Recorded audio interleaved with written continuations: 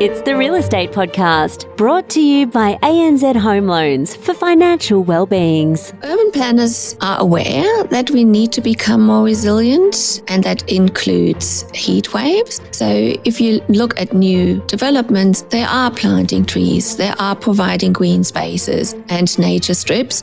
It just takes a while for those trees to really rise. And that is Nicola Willand, and welcome back to another Real Estate Podcast, your guide to the latest property news from around Australia as we talk property from Cairns to Adelaide, and you can stream us on multiple platforms including iHeartRadio, Spotify, Apple Podcasts and Amazon. And a few days back, PropTrack had a great piece of reporting on Australian homes, particularly rentals, that are becoming hotboxes due to poor design and planning.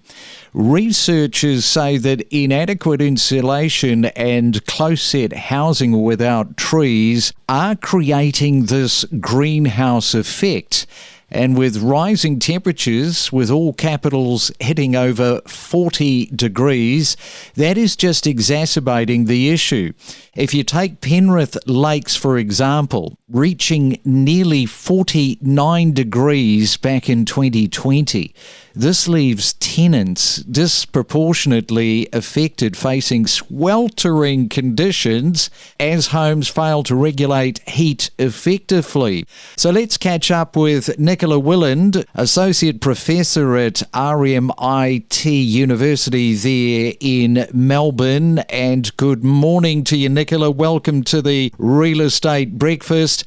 This is such a really big issue, and even if you look at Melbourne, once known for its cooler climate, that has seen temperatures soar past 40 degrees multiple times in recent years.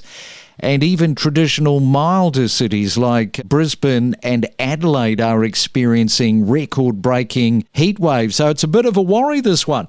Yes, if you can't protect yourself from the heat at home and you don't have the luxury to go into an office or take the children to movies every day, then it is a real problem. And new home construction, I mean, this is, some would say, is failing to adapt, because you've got your modern homes. They boast, sure, on one hand, better insulation, but they do often trap the heat, making them even more hotter than older houses. And that is a bit of a concern. So what do you think about some of the critics where they say poor urban design, like dark roofs, minimal shading and tight housing layouts, contribute to the dangers of these heat islands? And if you're talking about new homes, really talking about homes that were built after 2005, when the nationwide home energy rating system was introduced, that rating goes from 0 to 10, where 0 is a tent, and 10 in a climate like Melbourne or Sydney or Brisbane means you don't need any heating or cooling. So all these homes that were built before the introduction of minimum standards, they are probably quite hot if they don't have passive design strategies to keep the sun out. When those ratings were introduced, at the beginning, we were just trying to minimize the heating and cooling demand as a sum, as a total. And it took a few years to understand that we really need to separate it into heating demand and cooling demand, because otherwise, if you just insulate the homes, but still have big windows that are facing the sun, you run into the risk of overheating. So new homes that are now being built to 7 stars, which is the new minimum star rating, they do have shading and they do have protection against the sun as well. But it also means that you do need to do a little bit of opening of the windows overnight to let the cool come in as well. The color scheme, like the dark roofs that you touched on, that is more a planning issue.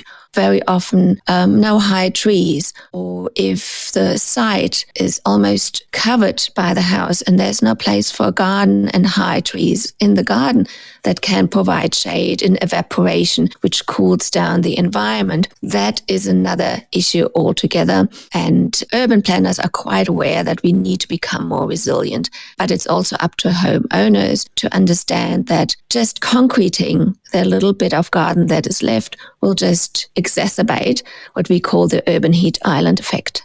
Now let's have a look at the air conditioning, because when air conditioning first came along, it was seen pretty much as a bit of a luxury decades ago, but it's now pretty much a necessity with temperatures. If you look at Sydney's western suburbs, as I mentioned, reaching 49 degrees, cooling systems, they are essential. However, you've also got on the other side of the slate, rising energy costs and efficient home designs make it harder for residents to stay cool without that financial strain sort of bearing down on them. So if you're living in a home that is not well insulated and not well shaded, but you do have an air conditioner, I would suggest before you switch on the air conditioner, you try a few passive ways of cooling down. Try to shade the windows from the outside so the sun doesn't even get into the home. And it may just be something very simple like a blanket on the outside. Sometimes these heat waves are just for 1 or 2 days. If you've got ceiling fans, use those first, because they use very little energy, but that breeze that they create will actually cool you down. And only if you've exhausted all these passive means of cooling down, then switch on the air conditioner.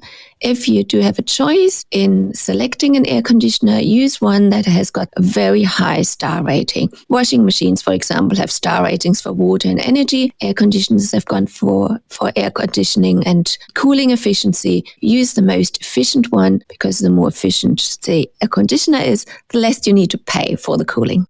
What do you say about Australia's urban planning and not keeping up with pace when it comes to climate change? Because there's a real genuine argument around this, particularly with many new developments. They prioritise speed and affordability over sustainability, and that does and can lead to homes ill-equipped to handle extreme temperatures across Australia. Urban planners are aware that we need to become more resilient, and that includes heat waves. So if you look at new developments, they are planting trees, they are providing green spaces and nature strips. It just takes a while for those trees to really rise. When it comes to the site coverage, though, it's up to the home buyer or the new home builder to really then say, I want a big tree. Where can I have a big tree? Because that will provide shade. All right, Nicola, we'll leave it there. Thank you so much for some of those comments around an issue that is probably going to intensify as time goes on.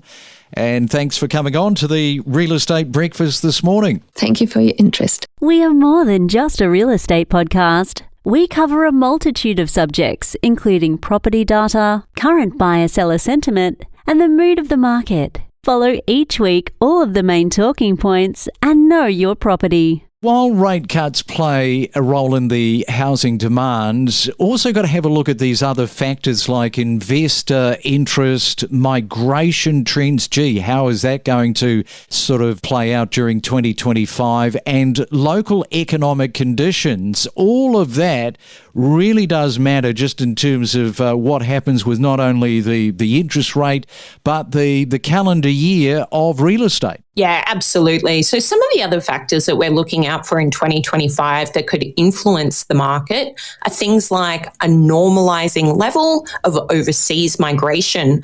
Obviously, we got a lot of catch-up migration in 2022 when borders reopened to overseas migrants post-COVID, but that is starting to settle down now.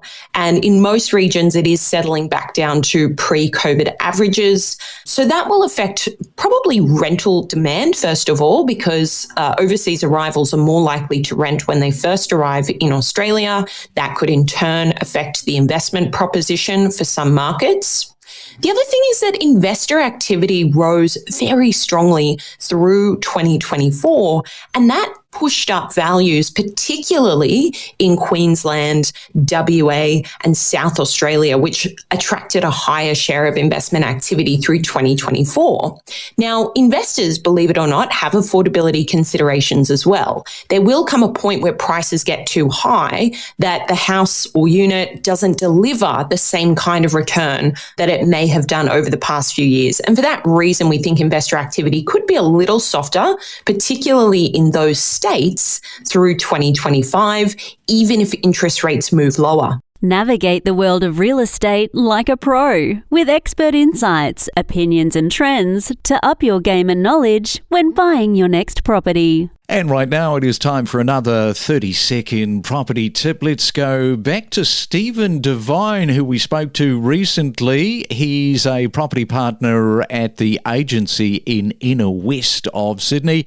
And good morning to you, Stephen. What have you got for us this morning by way of some property information? Thanks for the opportunity to chat. Look, I'm very passionate about what I call the life cycle of property. And this is maybe a gross generalisation, Craig, but too often people just think about the immediate purchase that they're looking at and not looking at the life cycle of property. And what I mean by life cycle, typically people end up their first home is a small unit because that's all they can afford. Then again, maybe 5-7 years later, another kid comes along, that's too small, they go to the big house. And typically that's where people spend their most time, 25, 30 plus years in our area. Then kids leave home, they go to a small house, then they end up in a small unit, then they end up at Rookwood. What people need to be focused on is not necessarily the immediate purchase when they're buying a first home. This is just a stepping stone to get me into the next home, which is a stepping stone to get me into the big home. And the big home is quasi-superannuation fund.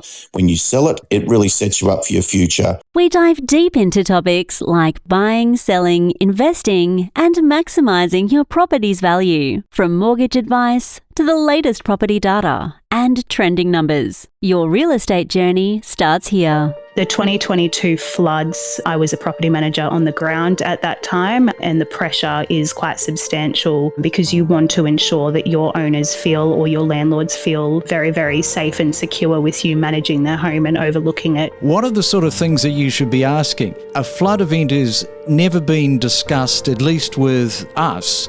And it's probably something that people should be aware of, particularly if they're in flood zones. They should be talking to their property managers and saying, give us a little bit of guidance around what are your protocols if we have a flood event. Yeah, that is a great point. And again, it is in the lead up. You know, we had in our templates that to the tenants, look out at your local council for where your sandbags are. This is the number for SES. If you're experiencing this is our emergency contact. Please reach us on this number, and so on and so forth. So I think it is a great question, and it's a great point that investors could be asking managing agents that they're inquiring with. We connect you to the best real estate information across Australia. The Real Estate Podcast.